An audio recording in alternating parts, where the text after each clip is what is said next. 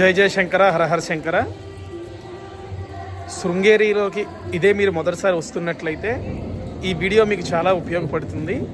శృంగేరిలో ఏవేవి దర్శనం చేసుకోవాలి, అసలు ఎక్కడ ఉండాలి, భోజనం యొక్క వివరాలు A to Z ప్రతి ఒక్క వివరాలు ఈ వీడియోలో ఉంటుంది.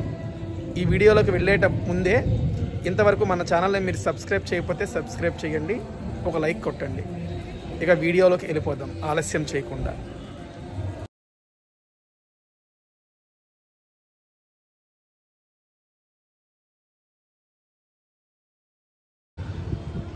జగద్గురు ఆది శంకరాచార్యుల వారు భారతదేశం 4 మూలల 4 పీఠాలను ఏర్పాటు చేశారు. అందులో కర్ణాటకలో ఉన్నటువంటి శృంగేరి శారదా పీఠం మనం ఇప్పుడు దర్శనం చేసుకోబోతున్నాం. శ్రీ శ్రీ జగద్గురు శంకరాచార్య మహాసంస్థానం శారదా పీఠం శృంగేరికి మనం ఇప్పుడు లోపలికి వెళ్తున్నాం. ఈ శృంగేరిలో ఆలయం లోపల మొత్తం 13 ముఖ్యమైనటువంటి ప్రదేశాలు చూడాలన్నమాట. ఈ వీడియోలో మీకు మొత్తం 13 ముఖ్యమైన ప్రదేశాలు ఇప్పుడు మీకు చూపించబోతున్నాను. ఇక రూమ్స్ విషయానికి వస్తే ఇది మెయిన్ టెంపుల్ కదండి. మెయిన్ టెంపుల్ పక్కనే ఇక్కడ ఆఫీస్ ఉంటుంది. ఇవ్వండి, ఇదంతా ఆఫీసే. ఆ ఆఫీస్లోకి వెళ్ళి మీరు సంప్రదించారంటే మీకు ఇక్కడ కానీ రూములు చాలా దగ్గర ఉంటాయి. ఇక్కడ రూమ్స్ ఇస్తారు. ఇక లేదు మేము గ్రూప్గా వచ్చాము అనుకుంటే ఇది చూసారా, శ్రీ విద్యాభారతి తీర్థం, ఇది రూమ్సే. దీని పక్కన ఇప్పుడు ఇది కనిపిస్తుంది కదా శారదా కృప అని, ఇవన్నీ కలిపి ఇక్కడ డార్మెటరీస్ గట్టా ఉంటాయన్నమాట. ఇదిగోండి కిందన గట్టి ఇవన్నీ రూమ్సే. రూమ్ సదుపాయం కావాలంటే ఈ విధంగా ఉంటుంది. ఇక్కడ ఈ విధంగా ఆలయం లోపలికి ఈ విధంగా మనం లోపలికి రావాలి. వచ్చిన వెంటనే ఎదురుగా ఆలయం కనిపిస్తుంది చూసారా, దాని గురించి చెప్తాను. ఈ విధంగా లోపలికి వచ్చిన వెంటనే ఈ విధంగా కనిపిస్తుంది కదా, కుడివైపు చూడండి, ఇక్కడ ఒక ఆలయం కనిపిస్తుంది. ఇది ఫస్ట్ అన్నమాట. ఇది తోరణ గణపతి ఆలయం అంటాము. అది తోరణ గణపతి ఆలయం.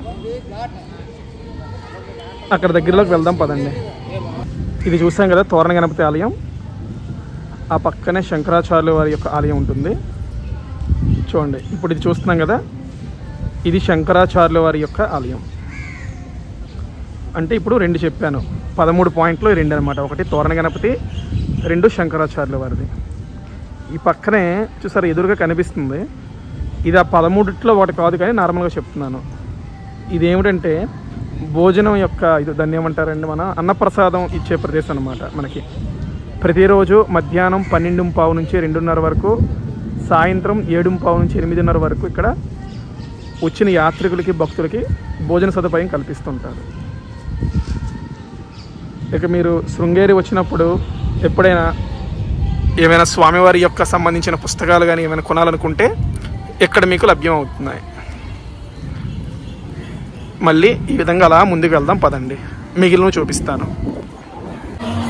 మనం ఎవరైనా అక్షరాభ్యాసం చేసుకోవాలంటే ఇక్కడికే రావాలి. ఈ పక్కన మనం ఎటువంటి సేవలు చేయాలనుకున్నా, ఎటువంటి సేవలు కావాలనుకున్నా ఈ కౌంటర్లో మీకు లభ్యం అవుతాయి అన్నమాట ఇక్కడ.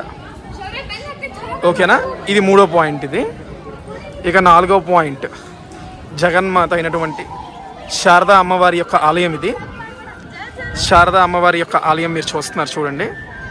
ఇది శారదా అమ్మవారి యొక్క ఆలయం 4వది.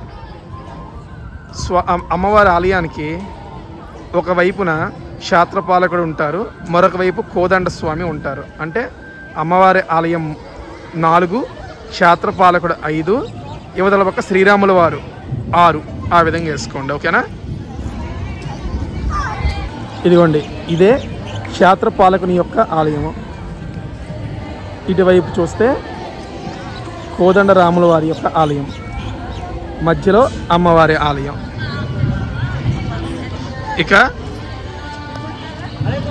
ముందుకు వెళ్దాం, మరికొన్ని చూద్దాం పదండి. ఇక మనం 7వ పాయింట్ చూస్తే అమ్మవారి ఆలయం పక్కనే ఉంటుంది సురేశ్వరాచార్యుల వారి ఆలయం అన్నమాట. సురేశ్వరాచార్యుల వారి యొక్క ఆలయం ఇది. ఓకేనా, ఇక దాని పక్కనే మీరు చూసినట్లయితే ఇక్కడ 3 ఆలయాలు కనిపిస్తాయండి. మధ్యలో జనార్దన స్వామి ఆలయం ఉంటుంది. 2 వైపులా ఉన్న ఆలయాలు, ఒకవైపు గరుక్మంతుడు, మరొక పక్క ఆంజనేయ స్వామి. చూశారు కదా, ఒకవైపు అమ్మవారు ఉన్నారు. అమ్మవారి పక్కనే మళ్ళీ విష్ణుమూర్తి ఆలయం ఉంది.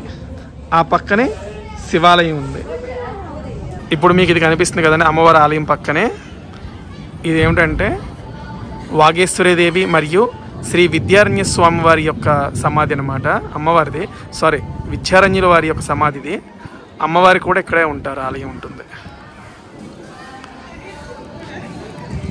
ఇలా ఇవన్నీ చూస్తూ ఉంటే ఇక్కడే మనకి ఇది కనిపిస్తుంది, మెయిన్ టెంపుల్. అది అక్కడ అమ్మవారి మెయిన్ టెంపుల్, ఇక్కడ స్వామివారి యొక్కది. ఈ ఆలయం చుట్టూ మీరు చూసినట్లయితే విశేషమైనటువంటి కళ్ళు ఉంటాయి.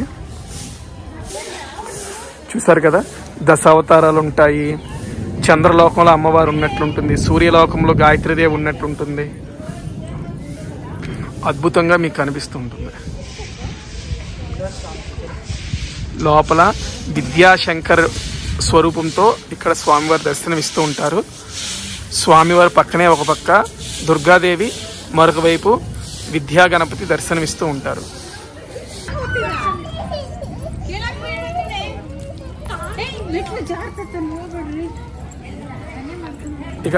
ఇక ఈ ఆలయం వెనక వైపు నుంచి ఇలా చూసినట్లయితే మీకు తుంగా నదికి మార్గంకి మెట్లు కనిపిస్తాయి. ఇక్కడ చేపలు గట్టా ఉంటాయి, చాలా బాగుంటాయి. వచ్చిన ప్రతి భక్తులు ఇక్కడ చేపలకు మేత వేయడానికి చూస్తుంటారు. స్వామివారి అక్కడ సన్నిధానం వారు అనుష్ఠానం చేసుకోవడానికి అక్కడ ఏర్పాటు చేశారు. ఇది కనిపిస్తుంది కదండి, ఇది విద్యాతీర్థ సేతు అని పిలుస్తారు దీన్ని. దీని గుండా స్వామివారి యొక్క నరసింహవనంకి వెళ్ళొచ్చు అన్నమాట. టైమింగ్ ఉంటుంది. గురువుగారి యొక్క దర్శనం ఉదయం 9 గంటల నుంచి 12:30 వరకు, సాయంత్రం 5 గంటల నుంచి 9 గంటల వరకు ఉంటుందన్నమాట. ఖచ్చితంగా సాంప్రదాయ దుస్తులే మనం ధరించాలి. ఈ విధంగా ఉంటుంది వంతెనండి. వర్షం పడుతుంది కనుక కొద్దిగా వాతావరణం చాలా బాగుంది. ఇలా చూసారనుకోండి, ఈ తుంగానది పక్కనే సుబ్రహ్మణ్యేశ్వర స్వామి ఆలయం కూడా ఉంటుందండి. ఇవ్వండి, బాల సుబ్రహ్మణ్యేశ్వర స్వామి దేవాలయం ఉంది. మీకు ఇక్కడ కూడా బాల సుబ్రహ్మణ్యేశ్వర స్వామిని కూడా దర్శనం చేసుకోవచ్చు. ఎందుకంటే జగద్గురు ఆది శంకరాచార్య వారు షణ్మత స్థాపన అంటారు కదండి. ఇక అమ్మవారి ఆలయం పక్క నుండి మనం చూస్తే ఇవి కూడా కనిపిస్తాయి.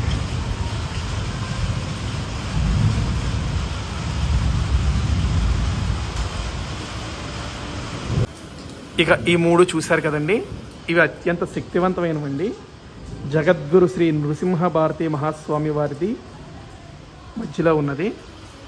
దాని పక్కనే ఉన్నది ఎవరిదనుకుంటున్నారండి? జగద్గురు శ్రీ అభినవ సచిదానంద భారతి మహాస్వామి వారిదండి. ఇక అలాగా ఇటువైపు వస్తే జగద్గురు శ్రీ సచిదానంద భారతి మహాస్వామీజీ అండి.